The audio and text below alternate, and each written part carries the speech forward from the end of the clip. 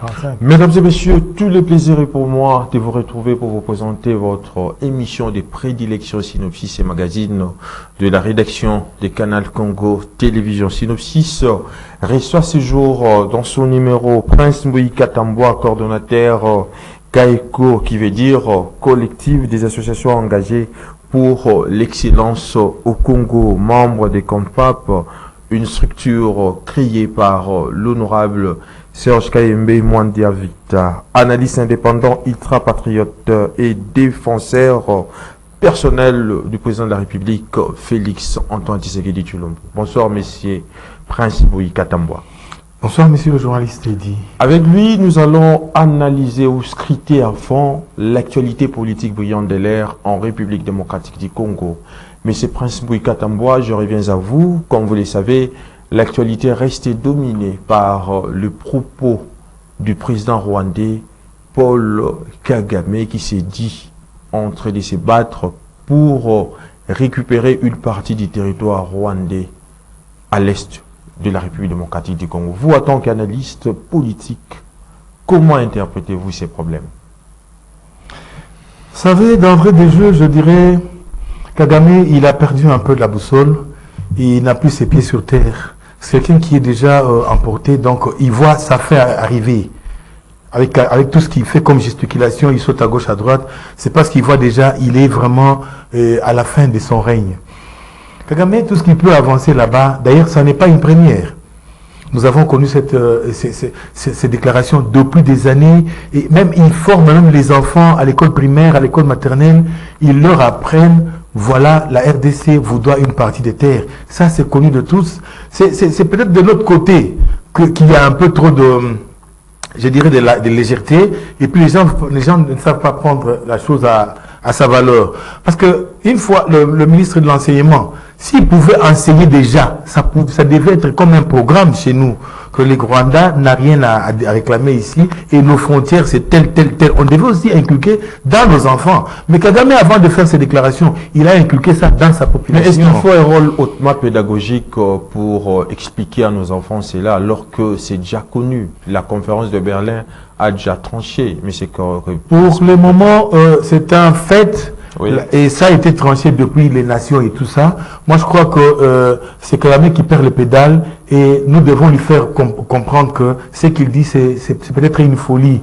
C'est avec la force des armes, avec notre réplique, je crois qu'il va comprendre. Et là, je regrette, vous savez, il n'y a pas que, ce n'est pas le combat seulement à charge du chef de l'État, c'est le combat de nous tous.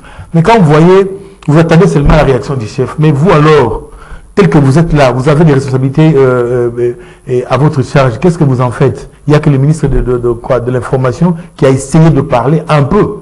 Mais nous avons les ambassadeurs, tous les corps diplomatiques, ils font quoi? Ils se sont tus. Vous avez les gouverneurs, vous avez je sais pas, les ministres, mais qu'est-ce qu'ils font? Et l'église catholique dont on parle toutefois ici, à tout moment, c'est l'église catholique qui a envenu la situation. Mais c'est le moment, l'église catholique devait sortir quand même ses griffes pour dire que voilà, ça ce sont des bêtises et tout ça, mais ils se sont tus. Alors ce pays n'appartient pas au chef de l'État, ça appartient à tout Congolais. Et digne d'être Congolais, donc je crois qu'on saisit l'opportunité pour adresser un mot fort, un message fort à Kagame. C'est le moment que toutes nos chancelleries, c'est le moment que tous nos services, nos gouverneurs puissent s'élever et faire voir à Kagame qu'on ne se laissera jamais faire. Mais vous ne voyez pas qu'il y a une contradiction de la part du président rwandais, d'autant plus qu'autrefois, lorsqu'on lui a posé la question sur la situation de l'insécurité à l'est du pays, il a si bien dit que les problèmes de l'est concernent les Congolais eux-mêmes. Aujourd'hui, il a ouvert une boîte à Pandore pour cette fois-ci dire que leur problème, c'est un problème de terre. Comment voyez-vous ces problèmes exactement? Vous savez, la politique de Kagame, depuis toujours, ils vendaient leur génocide. Et puis, ils faisaient voir que non, ils sont des victimes. Ils ne voulaient pas dire la vérité de ce qui s'est passé à l'Est. Et maintenant, avec la diplomatie agissante du chef de l'État, avec la force d'agir du chef de l'État, il a coincé dos au mur et jusqu'à ce qu'il a craché tout haut. Et aujourd'hui, les choses sont claires. C'est la force de Tshisekedi qui a fait parler Kagame. C'est ce que Tshisekedi est en train de faire, le chef de l'État.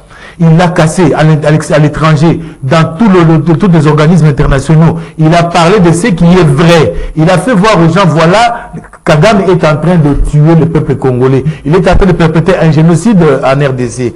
Et comme il s'est vu coincé, et finalement, il va dire la vérité. Et la vérité, c'est celle-là. Ils veulent posséder de nos terres.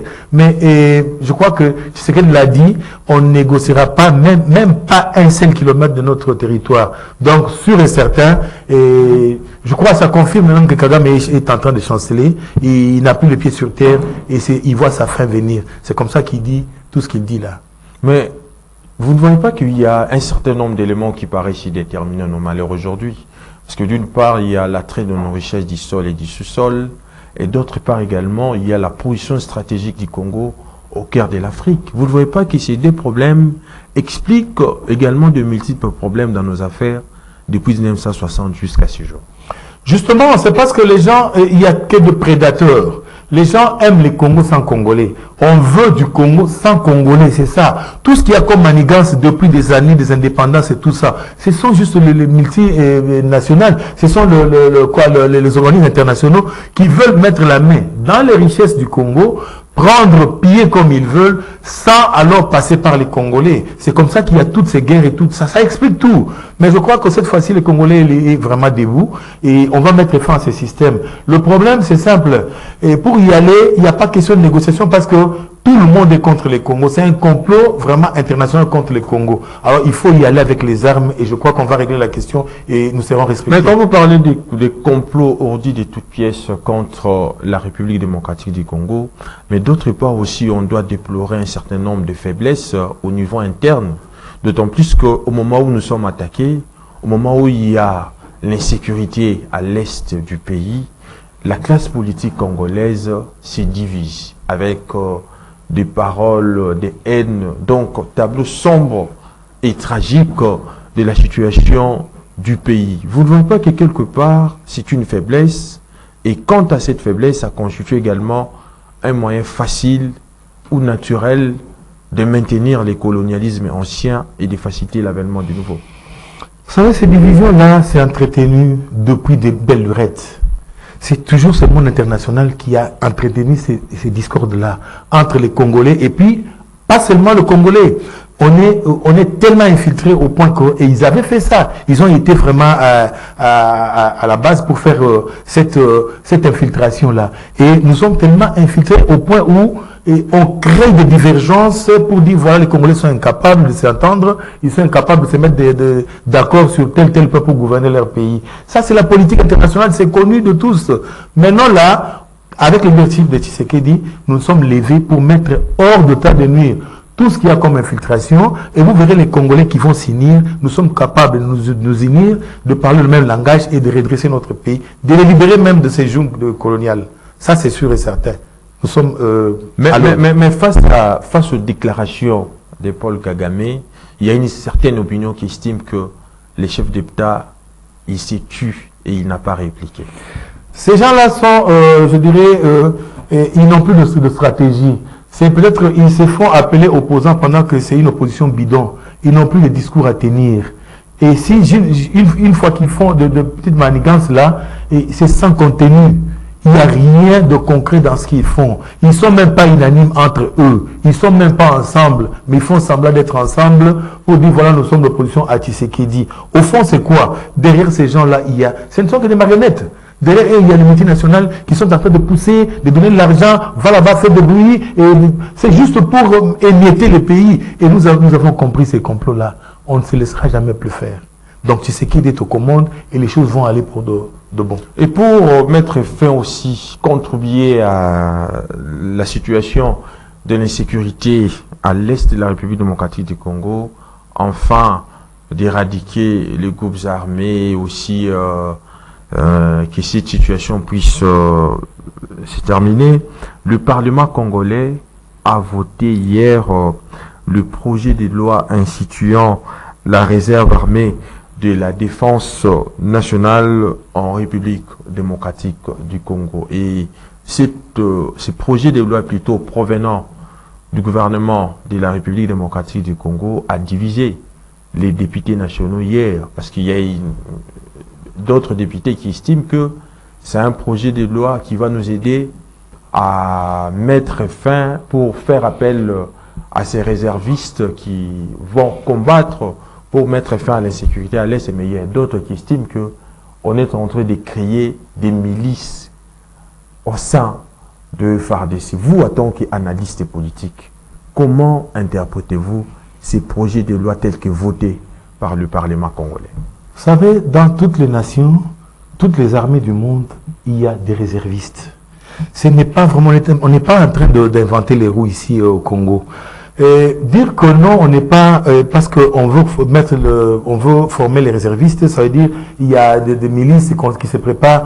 Mais messieurs, vous savez, dans les anciens temps, avec Mobutu, avec Kabila, il y a eu de commandos, il y a eu des gens formés, et la République a sorti comme ça de l'argent pour former autant de militaires, autant de spécialistes. Mais ils sont là, même avec Jean-Pierre Demba, il avait aussi des spécialistes qui ont même fait la guerre. Ils en ont l'expérience. Mais pourquoi ne pas faire à ces gens-là? Parce que quand maintenant on est en guerre, comme pour le moment, mais on doit faire appel à toutes ces forces, venir contribuer pour sauver la nation.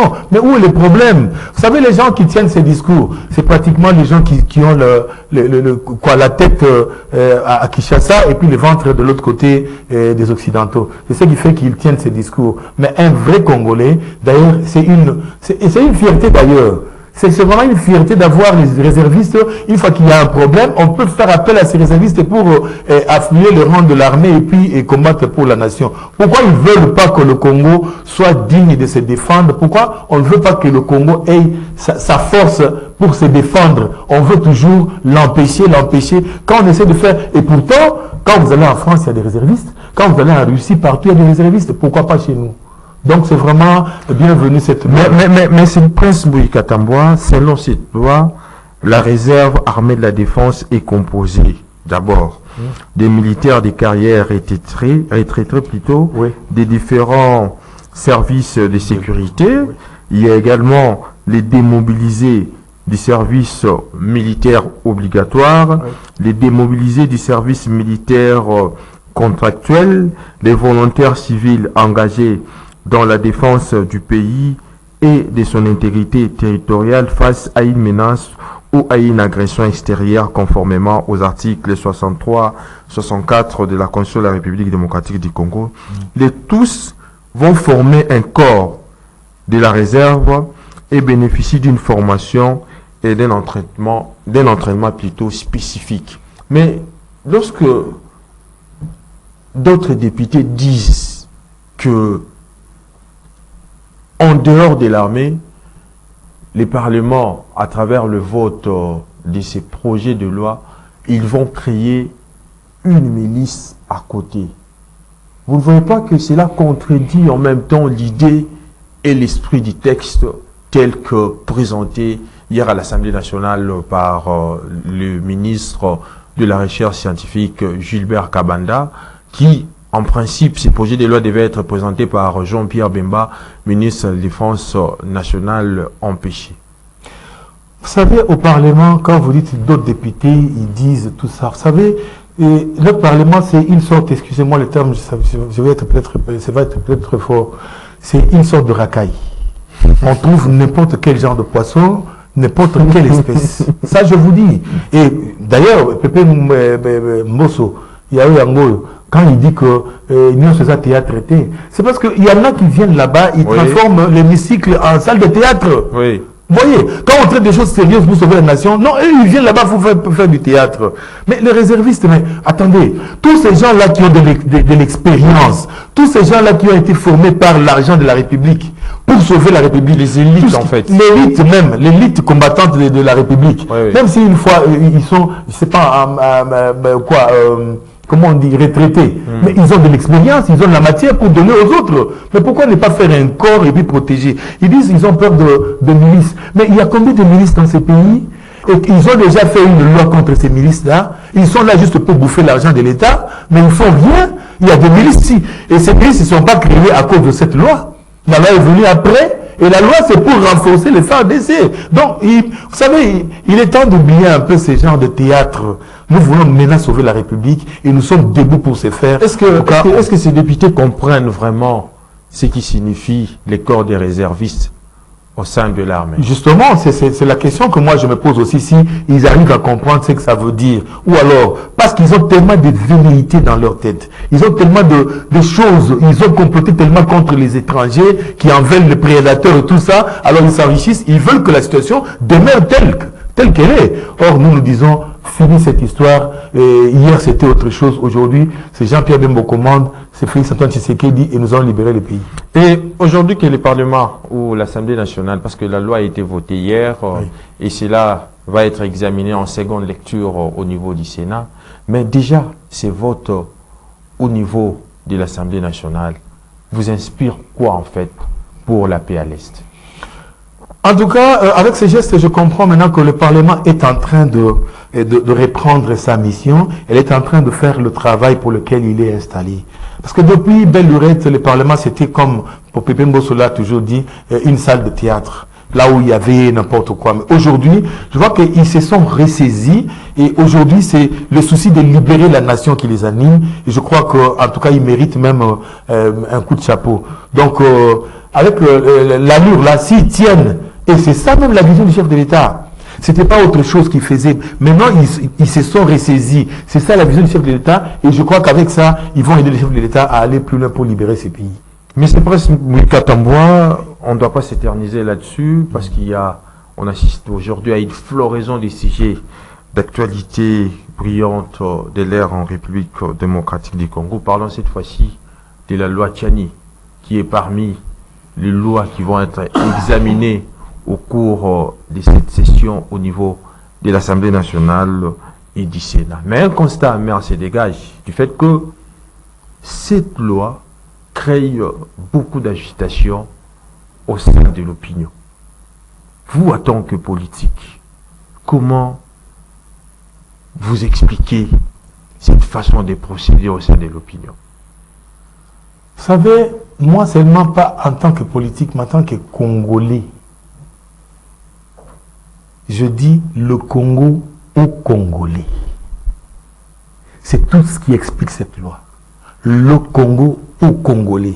Plus question de laisser le Congo entre les mains des prédateurs. Aujourd'hui, le Congo aux Congolais. C'est-à-dire sol, sous-sol, tout ce qu'il y a au Congo, c'est pour les Congolais d'abord. C'est ça, cette loi-là. Mais je vais aller plus loin pour vous faire comprendre une chose. J'ai été sidéré à entendre que juste la loi n'est même pas encore à l'ordre du jour, n'est pas encore discutée au Parlement. Mais il y a même des ambassadeurs qui vont voir les ministres, qui vont voir les parlementaires pour chercher à décourager cette loi-là, pour empêcher. Ils ne veulent pas de ça, les ambassadeurs. Il y a même des prophéties. Vous savez, donc je ne comprends pas. Et le monde entier bouge. Washington, ça bouge. Au Rwanda, c'est tout le monde qui bouge. La loi n'est même pas... Mais attendez, ils nous imposent ici une certaine démocratie. Mais alors, les jeunes démocratiques disent quoi? Mais qu'on laisse quand même discuter. Ne fût-ce que ça. Qu'on nous laisse discuter de cette loi à l'Assemblée, parce que c'est l'Assemblée, c'est le rôle de l'Assemblée. Pourquoi ils ne veulent pas seulement qu'on puisse inscrire ça à l'ordre du jour? Ils ont peur. Ils ont peur de quoi? Ils ne veulent pas que le Congo soit au Congolais. Et je vous dis, avec cette loi, c'est une solution salvatrice. Je crois que c'est même la libération de notre pays. Vous savez, Félix Antoine Tshisekedi, depuis qu'il est au pouvoir, il se coupe en morceaux à gauche, à droite, il prend les avions matin, midi et soir, il risque sa vie comme ça, il s'est sacrifié pour sauver la nation, n'est-ce pas? Mais tout ce qu'il fait là-bas, vous savez, il faut qu'il y ait des lois qui puissent quand même soutenir cette volonté-là. Nous tous, on est emportés par cette volonté-là, on est contaminés. Mais il faut qu'il y ait aussi des lois qui parlent de la congolité. Ça, c'est indispensable et c'est dans tout le pays. Tel que vous êtes un monsieur journaliste, vous ne pouvez pas aller postuler en Algérie comme chef de l'État. Vous ne pouvez pas aller aux Émirats Arabes Unis. Moi, je ne peux pas aller à Congo-Brazzaville ici pour postuler. Pourquoi? Parce qu'il y a des lois qui sauvent le pays, les lois qui protègent la nation, n'est-ce pas? Vous ne pouvez pas aller en France postuler. Et pourquoi seulement chez nous, il faut qu'il y ait des étrangers qui viennent postuler ici? Et vous ne voulez pas qu'on puisse, ne fût-ce que protéger la fonction de commande de la nation. Je crois que c'est des complots qui ont été montés depuis des années. On nous imposait toujours des gens qui vous arrivent ici. Quelqu'un qui vous arrive ici, oui. Il n'a pas, je sais pas de généalogie et tout. Il s'amène là 2-3 personnes. On vous dit que c'est la famille telle. Et fin de compte, ils font semblant d'aller se marier dans le Bas-Congo. Ils font 18-20 ans au pouvoir ici. Nous avons connu des étrangers qui s'amènent comme ça, ils deviennent du coup des Congolais. Vous parlez même des opposants ici, la plupart n'ont pas de village, ils n'ont pas de territoire, ils n'ont pas de fief.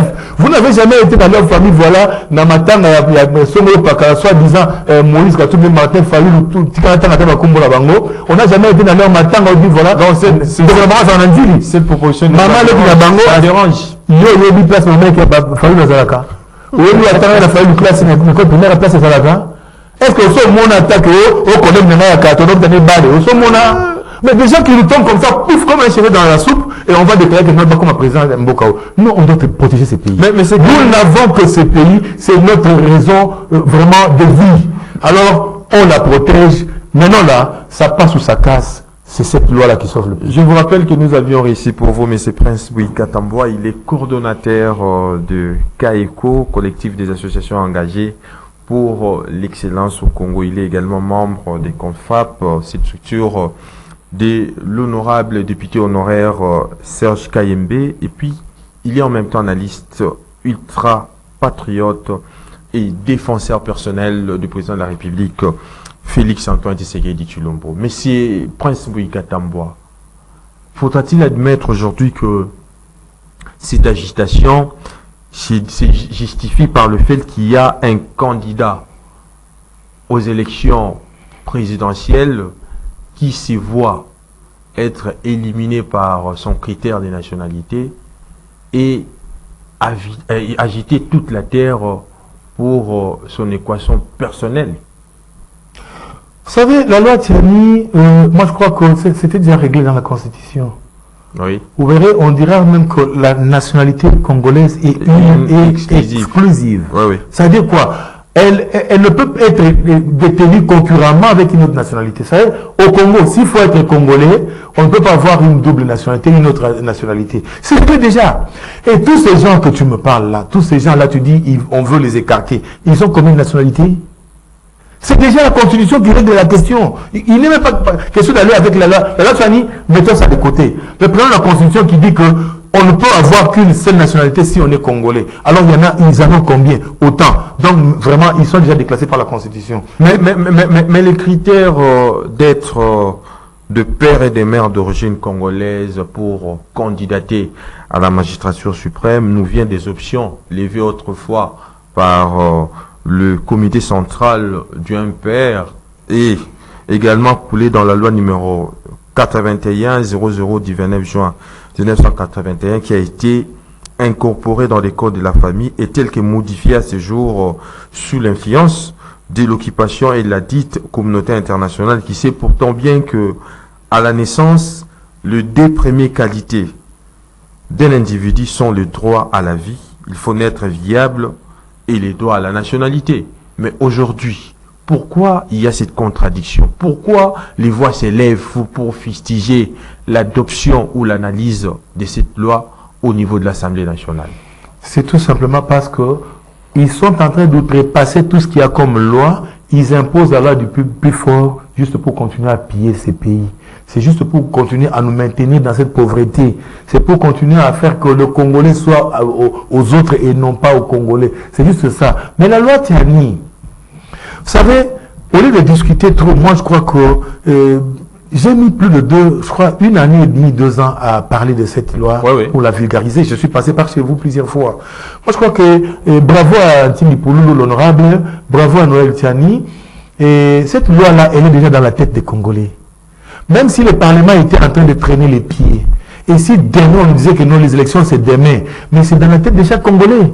Et avant de voter, avant de glisser son bulletin, on essaie de voir, il est qui? Nous, on a vraiment Zakawapi. Moi, c'est la famille, on a la place avant de voter. C'est dans la tête des Congolais. À l'Assemblée, c'est une proposition de loi. Mais dans la tête des Congolais, c'est déjà une loi incontournable. Ça veut dire, c'est déjà là. Ils peuvent monter, descendre comme ils veulent. Les Congolais, les vrais Congolais, a ça dans sa tête. Et les yeux vont trancher.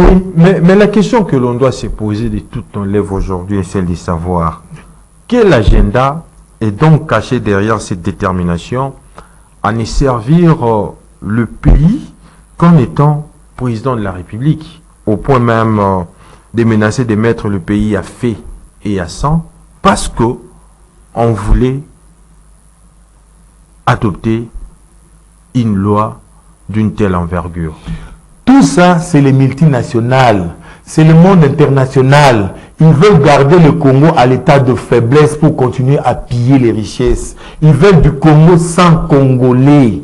Ça, on a toujours répété. Alors, ils doivent vous garder dans cet état de choses. Vous imposez seulement les étrangers qui viennent faire 20 ans, 18 ans au pouvoir, mais vous ne connaissez même pas ses arrière-parents, vous ne connaissez pas ses sources, mais il se prétend congolais, et parce qu'il sait, je sais pas, il a fait semblant de se marier avec une Congolaise, et ça fait un Congolais. Ils veulent vous maintenir dans cette logique-là, juste pour continuer à piller le pays. C'est ça le problème. Quand ça bouge, une loi dans un pays, mais attendez, toute loi est discriminatoire, ne vous en faites pas. Toute loi est discriminatoire. On vous dit, c'est à partir des 18 ans. Donc, les moins de 18 ans ne peuvent pas. C'est déjà discriminatoire. On dit ceci, c'est là. Mais tous ces gens-là qui sont derrière, qui disent que non, on veut les écarter. Voyez un peu leur environnement politique. Voyez leur parti politique, vous verrez qu'il n'y a que des métis. Il n'y a que des gens de nationalité douteuse. Essayez de voir. Moi, je ne sais pas citer les noms. Mais essayez de voir, vous verrez la plupart. La tête là, c'est des métis, c'est de ceci. Je veux bien, il y a des métis aussi congolais, je veux bien. Ouais. Mais pourquoi seulement ces carcans de gens-là? Est-ce que pour servir la nation congolaise, il faut seulement être chef de l'État? Non, non. Est-ce que tout le monde est appelé à être chef de l'État? Nous sommes autant, je ne sais pas combien, si c'est 100 millions d'habitants. Est-ce que tout le monde est appelé à être chef de l'État? Tout le monde est appelé à être ministre? Non! Mais pourquoi ça doit frustrer? On ne veut pas qu'on puisse protéger les pays. Le monde international est derrière pour nous empêcher de protéger notre pays. Mais désormais, aujourd'hui, le Congo aux Congolais, et cette loi passera. On ne doit pas nous attarder sur cette question qui suscite aujourd'hui beaucoup d'encre et des salives. Passons à autre chose, parce que nous acheminons déjà petit à petit vers la fin de cette émission. M. Prince Mbouyika Tambwa, il y a une bipolarité structurelle qui se dessine déjà, c'est-à-dire la majorité et l'opposition qui affile des armes pour les élections qui se profilent à l'horizon en République démocratique du Congo.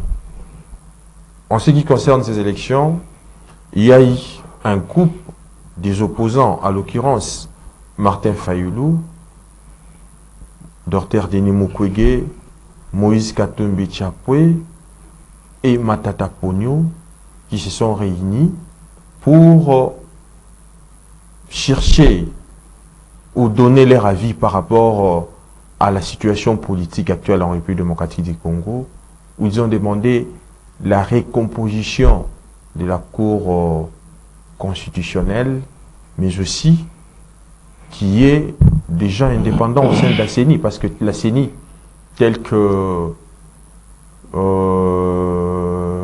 enregistrée au niveau du Parlement aujourd'hui, cette façon ou cette ossature de la CENI ne rencontre jamais les rassentiments. Ils veulent qu'on puisse changer la structure ou la structuration de la Commission électorale nationale indépendante. Vous, en tant que politique, quel est votre avis à ces sujets? Vous savez, comme je vous ai dit, depuis que Tshisekedi est au pouvoir, il n'y a plus d'opposition. Nous avons une opposition de façade, une opposition bidon, sans contenu. Autrefois, nous avons vécu l'opposition dans ce pays. Il y a eu un Tshisekedi, le papa, qui vous dit « je démonétise immédiatement la monnaie démonétisée ». Il vous dit « donc, il est au palais du peuple. Aujourd'hui, Premier ministre voté par l'Assemblée. 30 minutes après, ce sont des biens de l'État qu'on était en train de retourner vite.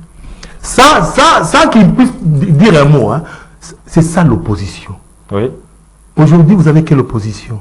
Cette bande-là, vous appelez ça opposition. Donc, vous voulez dire que cette opposition n'inspire pas confiance aux Congolais? Je vous dis, s'il y a une opposition aujourd'hui, vous savez, ça c'est une messe noire. Ils ont dit leur messe noire contre la République. Tout ce qu'ils sont allés faire au Katanga là-bas. Vous voyez que ce qui en sort, c'est du bidon. Ils sont le premier à réclamer, ils disent, nous ne donnons même pas une seule minute au-delà du mandat de Félix Tshisekedi, il doit laisser le pouvoir. Allons aux élections. Mais ce sont les premiers qui disent que non, ils ne veulent pas des élections.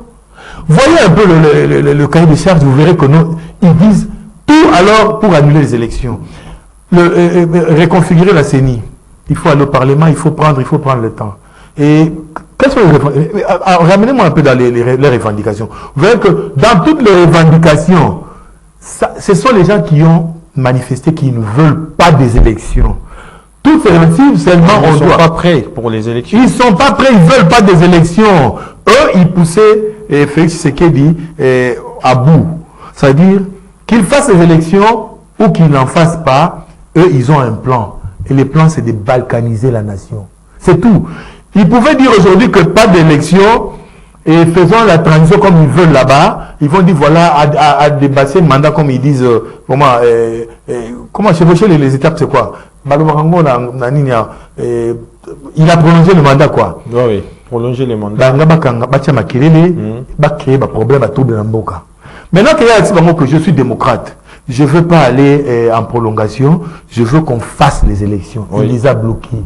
Parce qu'ils savent que Tshisekedi, il peut ne pas faire la campagne, mais il a coincé le terrain avec ses réalisations. Le travail qu'il a fait depuis qu'il est au pouvoir, ça parle de lui, ça fait sa campagne. Alors, de l'autre côté, il n'y a pas d'adversaire. Ils n'ont pas de stratégie. C'est comme ça qu'autrefois, ils vont à gauche, tantôt à droite, ils veulent les élections et son contraire à la fois. Quand ils en viennent à ce qu'il faut réformer la CNI, il faut la justice, il faut tout ça, prenez seulement, faites les calculs de temps que ça va nous prendre, vous verrez qu'on est au-delà du délai des élections. Donc, ils ne veulent pas des élections parce qu'ils ne sont pas prêts. Il n'y a même pas un candidat digne qui peut être l'interface de Tshisekedi. Il n'y en a pas. Moïse Katumbi. C'est n'importe quoi. Martin Taponio. C'est encore pire que ça. Martin Fayou. Oh ben ça je regrette, monsieur, parlons Congo, non? Nous parlons Congo, parlons congolais. S'il vous plaît. Nous parlons Congo. Vous savez, être congolais d'origine, hein, c'est une fierté aujourd'hui. Hier, on se disait, oh, aujourd'hui, moi, je suis fier d'être congolais. Vous savez pourquoi? Parce que je suis des pères et des mères. Et la fonction chef de l'État m'est réservée à moi, je peux postuler. Mais pas les autres que tu me cites. Il n'y a pas de suite derrière. Peut-être moi, c'est maman Zagawapi. Maintenant, la famille va faire Zagawapi. Au sommet, mon bango. Et aujourd'hui, Mozito qui quitte l'autre qui dit que non, Lucas Fief Nayo, là, c'est Bandundu, Mozito qui là, vous parlez de qui vous faites addition à... Je parle de Mozito qui a dit que cette fois-ci, celle-là qui est autrefois, mascarade, Lucas qui est papa Mobo, Kuna, à quoi papa Nayo et tout ça. Même Balo, là, Lucas papa Nayo, et avant qu'on t'abonne à Bandundu, il faut y avoir tout Nanga. C'est clair. Donc c'était un jeu comme ça, et les gens étaient habitués à nous mettre dans des histoires de n'importe quoi. C'est un Congolais aussi, c'est un Congolais. Denis Samba. Oui. Si c'est un Congolais. Et alors? Non, parce que vous... apparemment, non, mais qui postule, non? Mais c'est un bloc, non? Oui. Qui postule. Nous, on attendait peut-être qu'ils allaient choisir, entre eux, ils allaient se choisir peut-être quelqu'un. Mais chacun qui sort de là, il dit, moi, je vais aller en ordre de bataille seul, moi, je vais aller partir par là. Ils n'ont pas pu se choisir. Vous savez pourquoi? Parce que tout ce monde est à la solde de Kabila. En parenthèse. Mais s'ils vont... Il n'y a pas un leadership plus fort que le leadership de Kabila dans ce groupe-là. Mais s'ils ne veulent pas émettre dans une même longueur d'onde, oui. Vous ne voyez pas qu'ils font piètre figure, c'est-à-dire ils vont aller à l'ordre de disperser. Et pensez-vous, avec cette façon ou cette manière de faire, ils vont battre à pleine couture les présidents? Messieurs, je dirais que même en ordre de disperser, ils ne sont pas prêts à y aller. Même en ordre de disperser. Oh. Ben attends, quand ils vous disent que non, il faut revoir toute la structure, ça veut dire qu'ils ne sont pas prêts pour les élections. Donc, même si vous disiez, vous laissez les champs libres, allez-y chacun dans son coin. Ils ne sauront pas, ils vous exigeront, voilà, il faut refaire la CNI, il faut refaire les cours des tribunaux, il faut, pour dire fin de compte qu'ils ne sont pas prêts à aller aux élections, messieurs. Nous disons la vérité en face, pourquoi aller par le dos de leur prière? C'est simple, ils ne sont pas prêts. Ils peuvent aller en ordre en désordre comme en ordre, ils ne sont pas prêts. Ils ne veulent pas des élections. Ils veulent qu'on puisse peut-être prolonger, créer une transition, et puis ils vont se retrouver, demain après-demain, ils reviennent ministres, ils vont c'est pas faire la ventrilogie, et fin de compte, se faire de l'argent pour faire encore trop de bruit après. Mais au moins cette fois-ci, c'est fini. Avec Félix Antoine Tshisekedi, cette blague-là qu'on faisait, même dans l'armée, réinsertion, démobilisation, tout ce que vous voulez là, c'est fini. Ce sont les Congolais qui se sont appropriés leur pays. Prince Moïka Tamboa, nous sommes arrivés à la fin de cette émission. Votre mot pour terminer?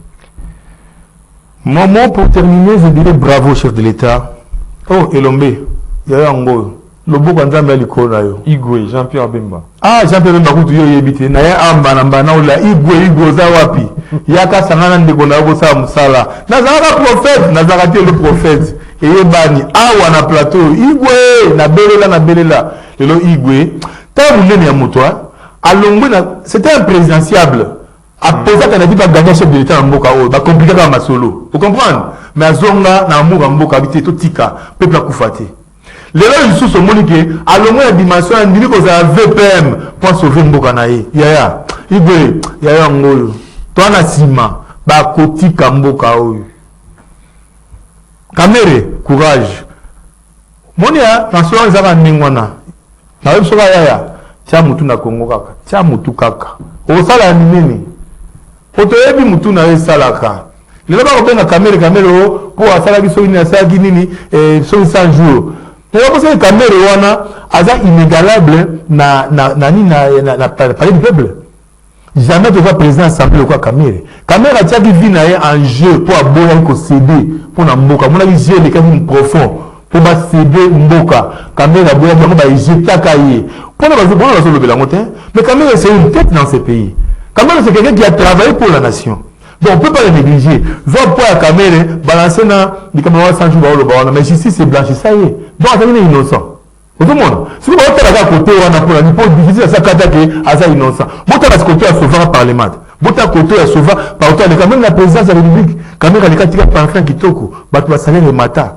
Mais pourquoi les autres bois à Mboka ou bana ma yele à sauver Mboka basi mangende to ke liboso à tout bana ozonga asimao soit disant ceux qui me fallait ceux qui donnent en perte de vitesse basé bani ba ça té opposition bidon ba ne voter to bana bango tinati pour sauver Mboka. Mesdames et messieurs, nous sommes arrivés pratiquement à la fin de cette émission. Je vous signale que nous avions ici pour vous Prince Mbui Katamboa, il est coordonnateur des CAECO, collective des associations engagées pour l'excellence au Congo, et puis membre des CONFAP et CONPAP plutôt, une structure de Serge Kayembe, et puis il est analyste indépendant ultra-patriote et défenseur personnel du président de la République, Félix Antoine Tshisekedi Tshilombo. Avec lui, nous avions analysé à fond l'actualité politique brillante de l'ère en République démocratique du Congo. On se retrouve donc les vendredis prochains avec un